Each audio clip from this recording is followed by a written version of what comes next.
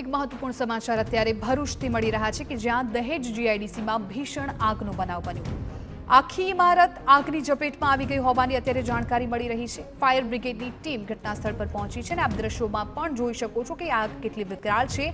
આખી બિલ્ડિંગ આગની ઝપેટમાં છે। આગને કાબૂમાં લેવાના પ્રયાસો છે અત્યારે શરૂ કરી દેવામાં આવ્યા છે। કેવી રીતે આ આગ લાગી એ હજુ સામે નથી આવ્યું, પરંતુ હાલ પ્રાથમિકતા આગને કાબૂમાં લેવાની છે। ફાયરની ટીમ ઘટના સ્થળ પર પહોંચી છે। ભરૂચની જીઆઈડીસીમાં વારંવાર આગના બનાવ બનતા હોય છે, ત્યારે ફરી એકવાર દહેજ જીઆઈડીસીમાં ભીષણ આગનો બનાવ બન્યો છે। આ દ્રશ્યોમાં પણ આપ જોઈ શકો છો કે આખી બિલ્ડિંગ આગની ઝપેટમાં આવી ગઈ છે। સંવાદદાતા અંકિત મોદી આ મામલે વધુ જાણકારી આપી રહ્યા છે। અંકિત, કેવી રીતે આ આગ લાગી છે ને અત્યારે ત્યાં શું સ્થિતિ છે? જી, હાલમાં ફાયર બ્રિગેડની ટીમો ઘટના સ્થળે પહોંચી છે। જે પ્રકારે આગની જ્વાળાઓ નજરે પડી રહી છે તે જોતા ચોક્કસ જણાઈ રહ્યું છે કે આગ ખૂબ ગંભીર સ્વરૂપ ધારણ કરી ચૂકી હતી અને જે બાદ સ્થાનિક ફાયર બ્રિગેડની જે આસપાસના ઔદ્યોગિક એકમોને મદદ લેવામાં આવી છે અને આગ ઉપર કાબુ મેળવવા પ્રયત્નો કરાઈ રહ્યા છે। સદનસીબે હજુ સુધી આખી ઘટનામાં કોઈ જાનહાનિના અહેવાલ સાંપડ્યા નથી। તો બીજી તરફ આખી ઘટનાની તપાસ અને આગનું કારણ જાણવા માટે ઇન્ડસ્ટ્રીયલ સેફટી એન્ડ હેલ્થની ટીમ ઘટના સ્થળ તરફ રવાના થઈ ચૂકી છે। જી અંકિત, દ્રશ્યોમાં જોઈ શકાય છે આખી બિલ્ડિંગ આગની ઝપેટમાં આવી ગઈ છે। આપે પણ જે રીતે કહ્યું કે કોઈ મોટી જાનહાનિના સમાચાર નથી મળ્યા, પણ શું એ કોઈ વિગતો મળી છે કે આ જે બિલ્ડિંગ છે એમાં શું કામગીરી થતી હતી, કઈ બિલ્ડિંગ હતી? જી, આ ઔદ્યોગિક વસાહતમાં આવેલી બિલ્ડિંગ છે તે દેખાઈ રહી છે।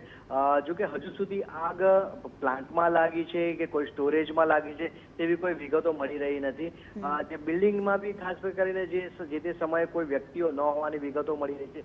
સ્પષ્ટ હકીકત હજુ આવતા થોડો સમય લાગી શકે છે, જોકે મામલે પોલીસ અને ઇન્ડસ્ટ્રીયલ સેફટી એન્ડ હેલ્થની ટીમ જ્યારે ઘટના સ્થળે પહોંચશે ત્યારે ચોક્કસ વધુ વિગતો બહાર આવી શકે છે। જી અંકિત, જે રીતે અત્યારે દ્રશ્યો જોઈ શકાય છે, આગે વિકરાળ સ્વરૂપ ધારણ કરી લીધું છે અને સ્વાભાવિકપણે અત્યારે પ્રાથમિકતા આગને કાબૂમાં લેવાની જ હશે, પરંતુ ફાયર વિભાગની કેટલી ગાડીઓ અત્યારે ત્યાં ઉપસ્થિત છે, કેટલા સમયગાળા દરમિયાન ફાયર વિભાગ ત્યાં પહોંચ્યું હતું? કેમ કે જે રીતે આગ પ્રસરી છે એ પરથી લાગી રહ્યું છે કદાચ થોડું મોડું પહોંચ્યું અથવા તો આગ છે જલ્દીથી પ્રસરી રહી છે।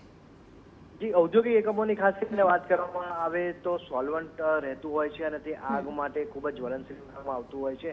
આ પ્રકારની સ્થિતિમાં જ્યારે આગની લાગતી હોય છે ત્યારે તે વિકરાળ સ્વરૂપ જે તે સમયે ધારણ કરી લેતી હોય છે, પરંતુ જીઆઈડીસી વિસ્તારની ખાસ કરીને વાત કરવામાં આવે તો કોર્ડિનેશન સાથે ફાયર બ્રિગેડ એક કોલ લેતી હોય છે અને જીઆઈડીસીના ફાયર સ્ટેશન ઉપરાંત આસપાસના ઔદ્યોગિક એકમોના જે ફાયર સેફટીના જે સાધનો છે તેમના ફાયર ટેન્ડર છે તરત મૂવ કરી દેવાતા હોય છે અને જેના કારણે જ તેમને દ્વારા આગ ઉપર વહેલામાં વહેલી તકે કાબુ મેળવાય તેવા પ્રયત્નો દેખાતા હોય છે। જી બિલકુલ અંકિત, આગળ પણ આપની પાસેથી અપડેટ મેળવતા રહીશું। તો જે પ્રકારે અમારા સંવાદદાતાએ વિગતો આપી કે અત્યારે ફાયર વિભાગ છે એ આગને કાબૂમાં લેવાના પ્રયત્નોમાં લાગી ગયું છે। ફાયર વિભાગની અનેક ગાડીઓ ઘટના સ્થળ પર પહોંચી ગઈ છે, કેમ કે દ્રશ્યો પરથી જ અનુમાન લગાવી શકાય છે કે આગ કેટલી વિકરાળ છે। આ આગ જલ્દીમાં જલ્દી કાબૂમાં લઈ શકાય એ જ પ્રાથમિકતા અત્યારે ફાયર વિભાગની છે।